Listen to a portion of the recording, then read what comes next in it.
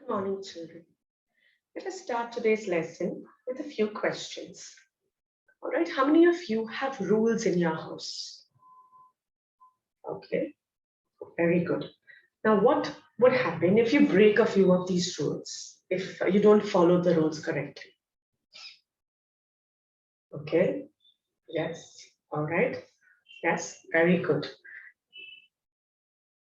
What do you think would happen if you stopped cooperating with these rules and you did whatever you felt like? So you did not listen to these rules at all. You stopped listening, you stopped following rules, and you did whatever you felt like. Then how would you feel? What would happen? Yes. Okay, now since we're talking about not cooperating with things, today we are going to learn the lesson of the non-cooperation movement from history.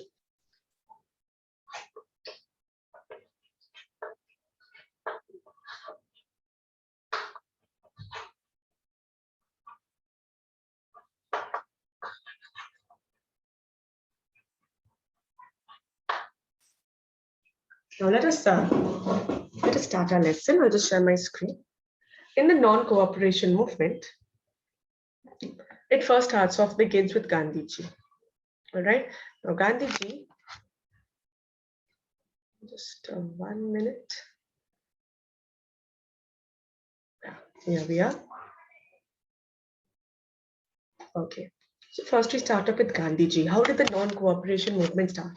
Now during this period from 1920 to 1947, that is just around the First World War time, and after that, the period was known as the Gandhinian period or the Gandhinian era. Why? It was called the Gandhinian era because at that time, the whole responsibility of the independence for our country was settled on the shoulders of Mahatma Gandhi or on Gandhiji. Now, what happened here was at that time, Gandhiji, in his early years, in the year 1888, Gandhiji went to South Africa to study law. You all know Gandhiji was a lawyer by profession. Gandhiji had gone to South Africa to study law. When he went to South Africa, he went to London first to study, and after that, when he was qualified enough, he moved on to South Africa to practice to be a lawyer. Now, uh, South Africa belonged to the British at that time. It was a colony of the British, so they were under the British rule. The British over there, the British did not like Indians at all. They hated Indians and they treated them very badly. They insulted them very badly. Also, a few years after he joined, one day, they also didn't like the black people, the people who were dark skinned. Now, one day, as they were going in the train, a law was passed that all people of dark skin, that included the Indians, needed to have an ID card or an ID proof to show that they belong to the country. Otherwise, they were treated even worse. So what Gandhiji did, Gandhiji started this satyagraha. Now, what Gandhiji's main principles of life were: truth, that is being honest; non-violence, that is no fighting; and satyagraha. So what is satyagraha? Satyagraha is where a person who does something wrong, after being explained, he understands what he's done wrong and he starts changing. So he realizes what hurt he has done, he realizes what is the truth and what needs to be followed, and he changes and becomes a good person. That is what satyagraha is. Satyagraha is something which is based on non-violence. Non-violence is where there is no fighting, no hurting others, no calling names, no being rude to anyone. So this was Gandhiji's main principles. So he started the satyagraha. Now, after he finished his practice in South Africa, he heard a lot about what was happening here in India. So in January 1915, Mahatma Gandhi came back to India. When he came back to India, he took a full tour of the country. A tour of the country is where he went all over the country and he found out the way the Indians were living. They were living very poor lives. They were living, um, they were not living up to his expectations. So he started the Satyagraha in India, where he started off this attempt, this trial of gaining independence, making India a free country without any fighting, that is without non-violence, with truth and with satyagraha. Truth is honesty, that is by honest means, that is not cheating and getting the Indians on his side, but actually being honest to them and winning the love and the affection of the Indians. So he started of these three main satyagrahas first. The first one was the Champaran Satyagraha. Now, this Champaran Satyagraha, Champaran is a place in Bihar. It's a Bihar. In the Champaran Satyagraha, what was happening in Champaran? It was a village, and farmers were forced to cultivate indigo. Indigo is a plant. Indigo is a plant which gives us the blue color. We get blue ink from the indigo plant.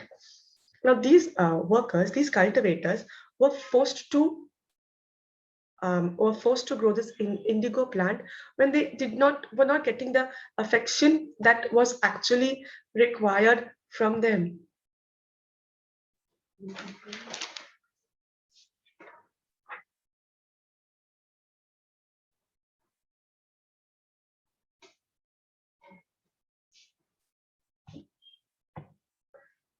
These indigo planters, these indigo cultivators were being exploited a lot by the planters. What are the planters? The planters were the ones in charge of the fields. They were taking advantage of the farmers, the people working in the field, by giving them, they were not paying them enough for their hard work. They were suffering economically. So Gandhiji encouraged his people to start a satyagraha, to follow him, to start a satyagraha, and in that way the first war for independence started. War over here does not mean shooting and fighting and killing people, but a peaceful war, a satyagraha. Then we move on to the Khed movement. The Khed movement is another one where here it is situated in Gujarat. Now here, because what was happening was the farmers, they were suffering from severe drought or famine, and the crops were not growing in the Khed district, and that is in the farms.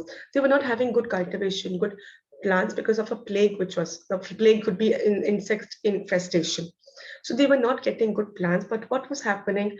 The people who were in charge, the owners of the fields, not the farmers, the owners of the fields, and the government was still, that is the British government, was still collecting taxes from these people. Now they were not getting any income because their plant production or their crops had failed to give any produce because of the plague, because of the failure of the crops. But they were still had to pay taxes. So they were getting no money, but they had to pay out money. So they were being exploited too. They were being used. They were being robbed. So Gandhiji went to them too and asked them to follow in his satyagraha. He started a movement, and with the demand for a reduction in land revenue. That is, the land revenue is taxes on land. So they had to pay a minimum wage to work on that land, not heavy taxes, which they were doing earlier. Then we come to the mill workers movement. The mill workers also, there were mill workers and mill owners. Here also, due to low income, new salaries, the workers were working hard and the owners did not want to give them salaries or were giving them a small amount of money, which were taking advantage of them. These people were in Ahmedabad. So because of low wages and poor working conditions, the mill workers were forced by Gandhiji to undertake or to start a satyagraha where they would win something. In the sense, in win something, it would mean that they would gain something out of it. Here they were just being exploited. Then we have the Rowlatt Act. Now in 1919, the Rowlatt Act was introduced by Sir Sidney Rowlatt. Now, this act gave the government huge powers. What were the powers? Was that the government could arrest, you know what is arrest?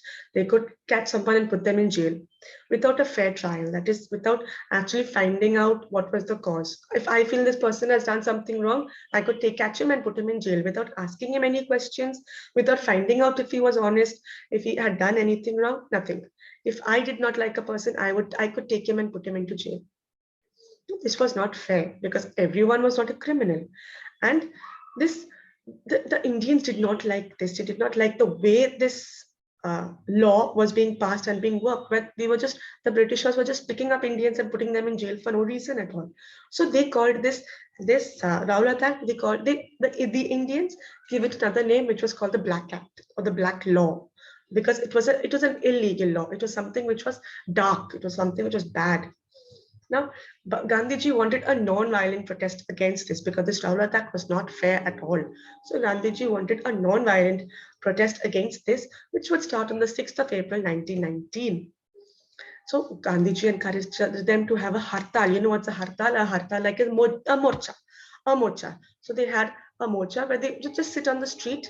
All the shops were closed, the railways would work, and no one works. They just sat and waited for the government to do something about it, to stop the way they were behaving and to cancel this Rowlatt Act. But what happened? Now, this Rowlatt Act was very supported. Gandhiji's Satyagraha against the Hartal basically was supported by a lot by the people in Amritsar. You know where's Amritsar? Amritsar is in Punjab. So these people in Amritsar had taken this Satyagraha or this Hartal very seriously, and they all refused to work. So one day they all gathered in a little closed up place. It was called the Jallianwala Bagh. Jallianwala Bagh is a park. It's a bagh. It's a park. So the name of the park was Jallianwala. So these people all gathered in Jallianwala Bagh to discuss things, a peaceful procession or a peaceful meet where they just stand and wait for the government to agree to their ways. Now, this so happens that the Jallianwala Bagh had only one entrance. There is only one way to enter, and the whole thing is all around. And once they entered, the people were inside peacefully, quietly, just not fighting, not creating a ruckus. There was a general over there, General Daya. He was the colonel who took over. What he did when he saw these people were all inside, all the Indians were inside, he blocked off the one entry and exit. And what happened? They fired. They started shooting at all the people in there. About 1600, that is 1600 shots were fired on innocent people. About 400 women, children, and men were killed on the spot. Innocent people who did nothing wrong, and many others were injured. Now, this whole responsibility or this whole fault went to a General Dwyer, who actually gave this idea of the Jallianwala Bagh. Now, this killing of the people in the Jallianwala Bagh was called the Jallianwala Bagh massacre. What's a massacre? A massacre is a mass killing. A mass killing means a killing of a large group of people for innocent people for absolutely no reason at all. Now that firing had lasted for 10 minutes, but it was so many soldiers shooting at these people who were not armed. They had no weapons, nothing. And they were killed just because they had a peaceful procession. They were gathered over there, but there was no way for them to escape. It was a very sad thing, and Gandhiji was very upset with this. He was. And so he continued with the Satyagraha, and that is what led to the non-cooperation movement. The non-cooperation movement is when the Indians stopped cooperating with the Britishers. That is, whatever the Britishers said, the Indians stopped listening, and they followed their own leaders. Gandhiji was one of them. Before Gandhiji was Lokmanya Tilak. After Gandhiji were many other freedom fighters who helped with the Satyagraha. Now, if you look at the picture here, we have the present Jallianwala Bagh. It's a memorial right now because people go there to visit it's like a site, like a place to visit, to a sightseeing when they go to Punjab. This is on the left-hand side, we have General Dyer. He's the one who opened the fire, who started the firing.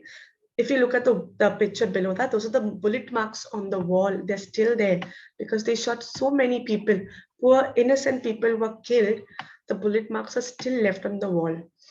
We can see Colonel Michael O'Dwyer. He was the one behind the scenes. That is, he instructed Colonel Dyer to shoot the people at the Jallianwala Bagh.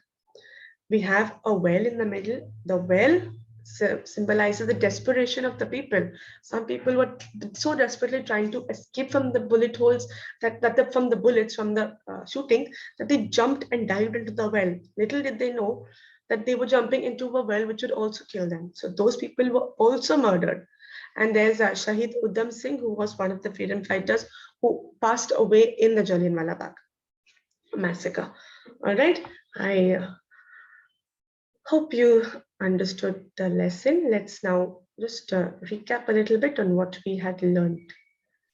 On what we've learned. All right, let's all recap. Let's put up some. Let's revise what we've learned. So first of all, we learned that the period from 1920, that is just around after the First World War, to 1947, before India got the independence, was known as the Gandhian era.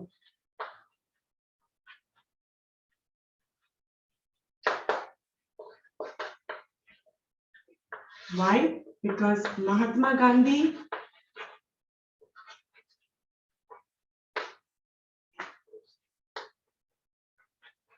Why it is called the Gandhi era? Because Mahatma Gandhi made it his duty, made it his responsibility to see that the Indians got independence. So the whole responsibility of the nation was on Mahatma Gandhi's shoulders. Mahatma Gandhi followed three principles.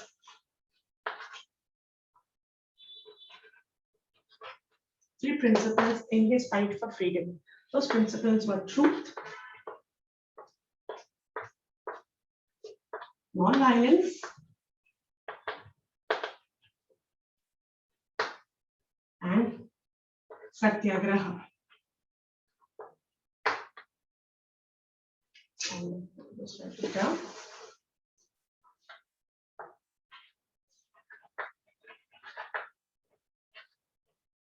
What is truth? Truth is where you are honest to your country, to your people. You don't keep any secrets from your people, your fellow citizens. Non-violence, you do not fight. So there's no fighting, there's no bloodshed. Bloodshed means no shooting, no killing. And satyagraha is making a person realize that what they've done wrong so that they change and become good people on their own. They change. That is what satyagraha is. Graha is making a realization of what's happening either by protesting in a non-violent manner, having a mocha, having a hartal, maybe a fast. We've also heard of certain leaders lately who have fasted, not eaten for days, just so that the government would follow their requests. So that used to have, that's what Gandhiji encouraged, and people still do it today also. Now Gandhiji started, he first went to South Africa. He first studied law in London. In London, he studied law, then he went to South Africa, where he began to practice being a lawyer. In South Africa, it was under the British colony, so the people were very mean and rude and insulting, humiliating to the Indians, and they were very rude and harsh, and they did not like the dark-skinned people. So they passed a law that whoever traveled by any vehicle had to have an ID card stating from which country they were and the nationality, that is the country they belonged to. Gandhiji did not like it. He tried to follow satyagraha there. He did, but he realized he needed to help his country first. So he came back to India in 1915.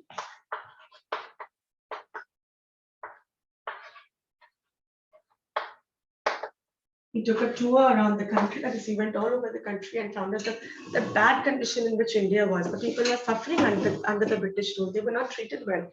They were poor, they were being exploited, they were being taken advantage of. So he started these satyagraha movements.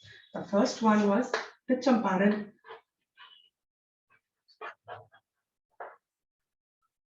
The Champaran Satyagraha.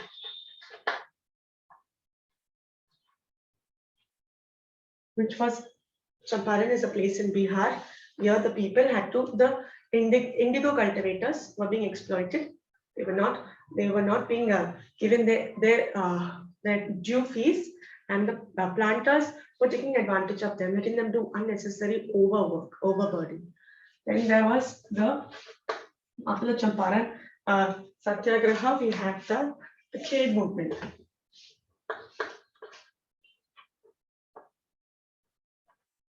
Where the people in Khel, Gujarat, were also exploited there were crop failures and there was a severe famine. There was no chance of the crop growing, but still the landowners were collecting taxes from the farmers. Now, if the farmers don't sell their produce, they don't sell their crops, how will they get money to pay tax? Those poor farmers had no money, but still had to pay tax for it, which was mean, it was rude. So Gandhiji encouraged them to have a satyagraha, peaceful protest, so that the it would change, it would make things better for them. Then we have the mill workers movement.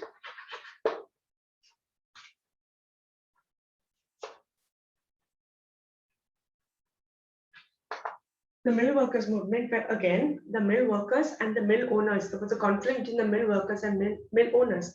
The mill workers were working hard, the mill owners did not want to pay them for their work. So they were taking advantage, letting them work so much and not paying them for it. So they also decided to follow the Satyagraha movement of Gandhiji. Then comes the Jallianwala Bagh.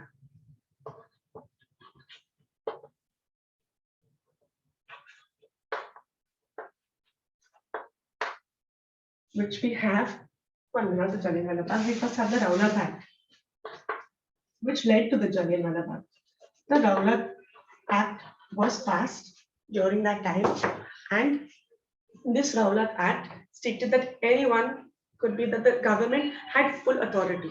They had full right to arrest or catch someone and put them in jail for any reason that they felt. So if they felt, if a person is walking on the road and if they felt he was bad, they would catch him and put him in jail without listening to his reason, without giving him a fair trial. A fair trial means he gets a lawyer and he fights a case. No, it wouldn't happen. They would just be picked up from the street, put into jail, and there they had to stay in jail for 2 years. No one, they were not given a chance to explain. They were not given a chance to be found out if they had actually committed any crime. So it was not fair. So the government had certain laws which was passed on. This Rowlatt Act led to a hartal. Gandhiji decided to take these people on and to fight for their rights. So they had a hartal. A hartal is a morcha, which we have in Maharashtra. Morcha. Hartal is the same. It's a silent protest where you just sit on the road or you sit in a gathering together in a group and you refuse to do anything. So all shops were closed, the railways didn't work, buses, transport wasn't working. Everyone was just sitting and waiting for the government to change their mind and to change the Rowlatt Act. This hartal, these people, the hartal, in Amritsar in Punjab, the people were very strong with the hartal. That means they were really serious about it and they wanted the government to stop. So they all gathered in the Jallianwala Bagh. They all gathered in the Jallianwala Bagh for a peaceful protest. They all gathered in the Jallianwala Bagh for a peaceful protest. That is, they all gathered there hoping the government to change their mind.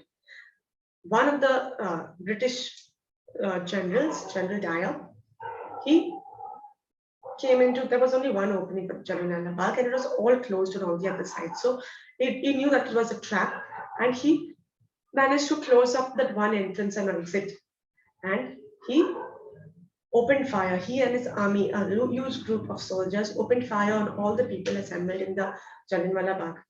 About 1,650 bullets were fired at the people, innocent people. They were just fired wildly. Some people, desperate for their life, jumped into a well. About 400 children, women, and men were killed on the spot, and there were many others who were injured, seriously injured, who may have died later, who may have suffered lifelong injuries. And all this was encouraged by a General O'Dwyer, who Colonel Dyer, General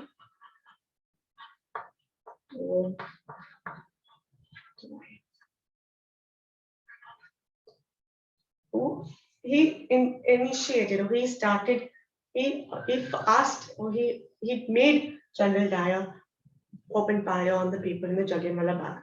Now, due to all these reasons, especially the Jallianwala Bagh massacre, that is what led to the non-cooperation movement, where Gandhiji encouraged all the Indians of the country to not cooperate with the Britishers. Only then the Britishers would stop their rule and would one day decide to leave the country and give India the independence. So all this is led to the non-cooperation movement.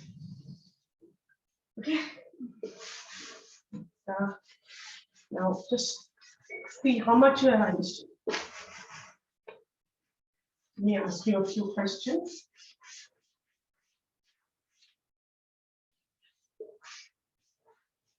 Okay. Why, the first one, why was the period between 1920 and 1947 called the Gandhian era? You can write the question in your book. Why was the period between 1920 and 1947 called the Gandhian era? All right. Why? What were Gandhiji's three principles? What were Gandhiji's three principles?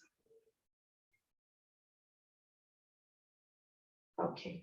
The next one. What led to the Champaran Satyagraha? What led to the Champaran Satyagraha? What was the mill workers movement? Sorry, what was the mill workers movement? Which law was passed in the Rowlatt Act? Which law was passed in the Rowlatt Act?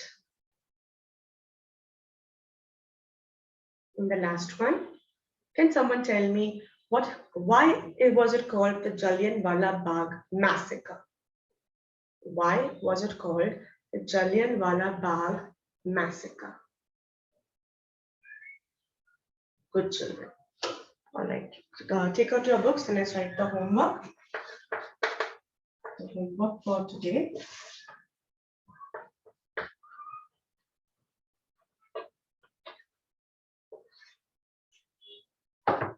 You need to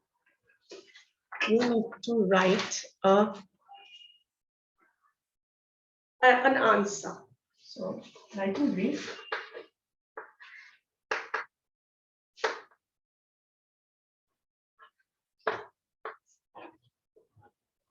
About what you think.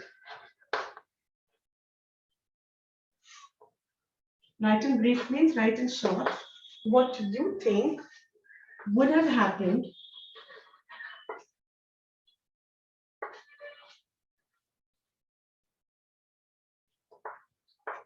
if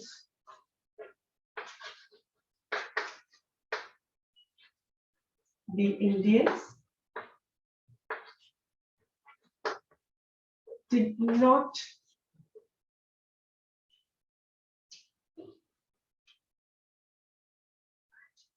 write in brief about what you think would have happened if the Indians did not start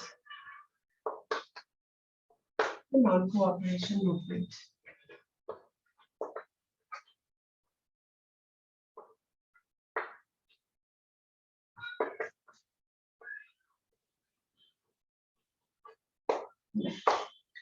The homework for today, I'll repeat it again. Write in short about what you think would have happened if the Indians did not start the non-cooperation movement. That is, if the Indians continued cooperating with the British, if they did not have any protests, if they did not have follow any satyagraha, what would be the condition of India today?